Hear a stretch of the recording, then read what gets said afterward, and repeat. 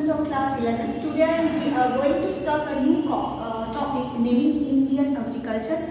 It is one of the most biggest chapter in your syllabus. So be careful and prepare it well, because here from you will get long answer of 10 marks. Now, first we have to take care of Indian economy.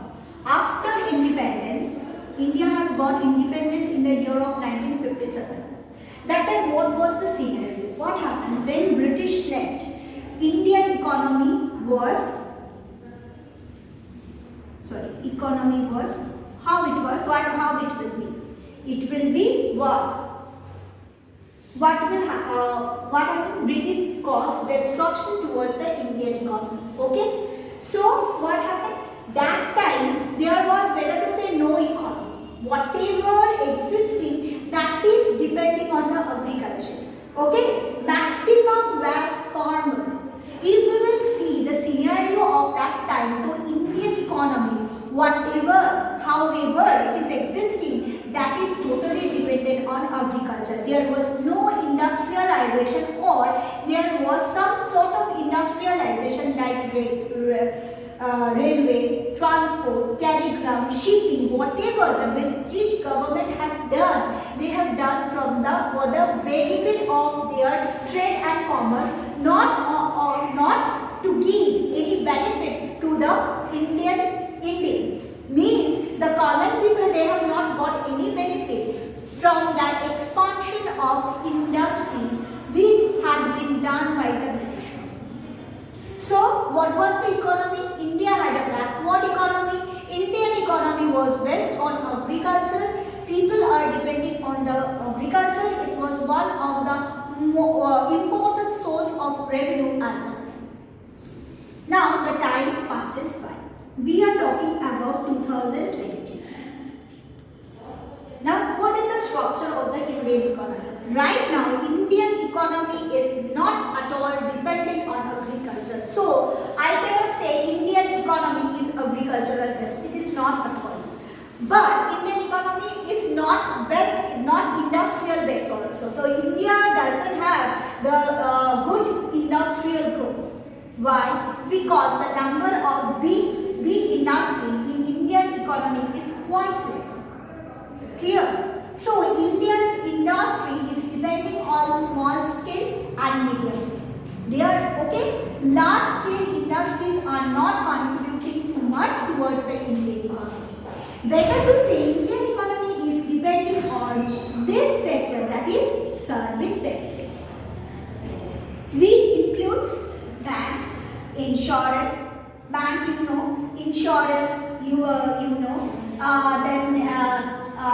school, college, nursing, any type of law and order. These are, then we are talking about the restaurant, everything it comes under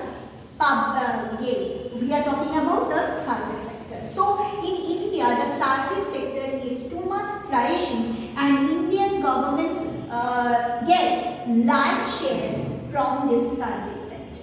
So contribution of agriculture towards the Indian economy is going down. We can see the downward trend in Indian agriculture. So we cannot say Indian agriculture is a very flourishing sector. Many people are depending on that. People are depending, obviously, still yet the rural people are depending on Indian agriculture on an average 60%. But the thing is, the Indian economy is not based on agriculture. Indian economy is based on a service sector. If we will make a sectorial composition, then we will think that in case of or towards the national income, Indian agriculture is contributing only on an average 70%. Clear? And on an average 60% of rural population depending on Indian agriculture. Okay? And in case of urban population, it is only 17 to 20%, because in urban area, most of the people are service oriented, or they are the self-made people. They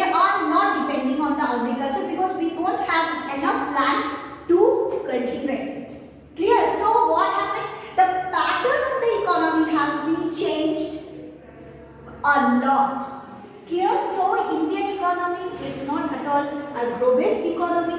It is service-based economy, but still Indians or Indian economy is to some extent dependent on agriculture. That cannot be enough.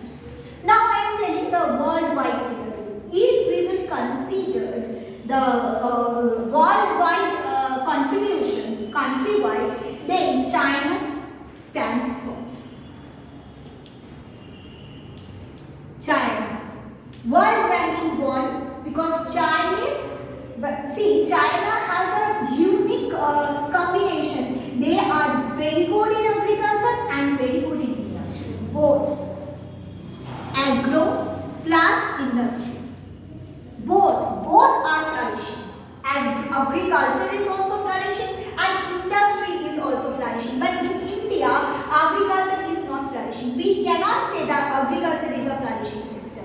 Flourishing sector is service sector, and in Indian industry is not flourishing, but it is not declining also. It is working, it is going on.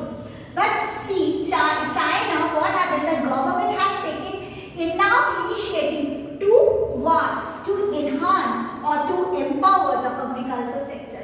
Many people are depending on agriculture, and they are large, and Chinese government, they are earning a good amount of revenue by exporting of agro product throughout the world. Second one is USA. USA ranks second. USA highly progressive. Progressive means the way, the advanced way they are doing the agricultural farming, one should see. What? Because the thing is this, because US's climate is not good for agriculture, whereas Indian climate is very favorable for cropping. We know very well. Alluvial soil is there, then temperature is there, monsoon is there, monsoon climate is there. These are quite favorable for the growth of agro product, whereas USA climate is not at all suitable for agriculture. And how they are doing? They are doing artificial agriculture. Okay, in artificial way they are doing the agriculture. Okay, we know about the greenhouse effect, and we know the how they are in a glass.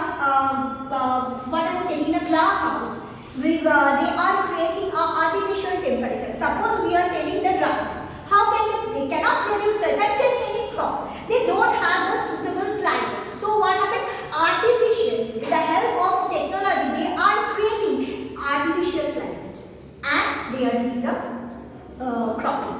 Okay, so second one US, and India's ranking is fifth. I have said that we cannot say the agriculture is flourishing sector, so that's why India ranks fifth. Now the thing is this: nowadays India is also importing, not exporting rice, potato, wheat from neighboring country and from outside countries. Okay, understood. So means that India has a very good market because it is a populous country. Everybody knows after China, population wise India stood second. So great demand. But the thing is this: the production is very less. Why? First one, the government had not taken the what I am telling that taken sufficient initiative to flourish the agriculture sector. This is what government is not at all interested in. Reason is this: government is telling, if I will provide credit, if I will give loan to the farmers, most of the time they fail to pay it back. So it is a loss to the government. So why should government will invest agriculture sector which is not profitable? Number two, that agriculture sector is non-taxable sector. So Indian government is not getting any revenue in form of tax. So why should they concentrate on agriculture sector? Clear? And agriculture is non-taxable sector because it is expected the poor farmer will not able to pay tax to the government.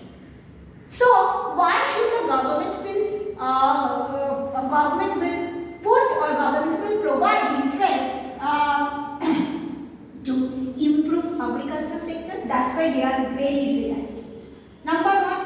Number two, the farmers are illiterate. They don't know. They don't have any education. Moreover, they are not trained. Whatever they have learned from their forefather, in that way they are cultivating, which was not scientific. In an unscientific way, with the help of outmoded technology, which technology is not acceptable in another country, with that type of technology, Indian workers are cultivating. So what happened? The production is very low. So they are superstitious, they are illiterate, they are working, they are cultivating in an unscientific manner with the help of outmoded technology. Okay. Next, lack of capital. So what happened? That Indian farmer, they are facing problem to get credit from the bank, that is loan, because they are poor farmer, because bank is also not providing sufficient credit to them, because bank has fear that if they fail to receive the money, then what will happen? Bank will be at loss. So there is a crisis of capital also. Clear? So, next one means their aim or motive. What motive? That is, Indian agriculture is we can say it is based on subsistence method. Means it is Indian agriculture, the farming is subsistence farming, but not a commercial farming. Subsistence farming means the laborers, they are producing whatever they are producing, they are busy in consuming that we are producing the crop for their own existence, not for the commercial aspect. Means that they are telling that suppose they are producing 20 quintals of wheat. Okay. Now out of 20 quintals, they have consumed 15 quintals. Then whatever is remaining, 5 quintals means surplus is very less, because they are very much happy. Whatever we are producing, from that we are consuming, and whatever will remain, okay, we will see whether we will send it to the market or whatever we will do, that we will see it afterwards. Means their motive, their intention is not commercial. There is no commercialization in agriculture. It is what? It is, we can say, it is Indian agriculture is based on subsistence farming. Means farmer is producing on account of their subsistence. Okay, understood? Another, Indian agriculture is depending on monsoon, but monsoon is very erratic. Sometimes the monsoon it comes earlier, sometimes it comes late. So right now, obviously the Indian government overcame this situation, because right now Indian agriculture is totally dependent on minded irrigation or artificial irrigation system. Okay, understood? And another problem, that whatever the land are available, these are very small and fragmented in nature. Land has been divided into small parts. So that's why it is fragmented also. So as a result, with the help of the modernized technology, the field cannot be cultivated properly, and if cultivated also, the production will be very low.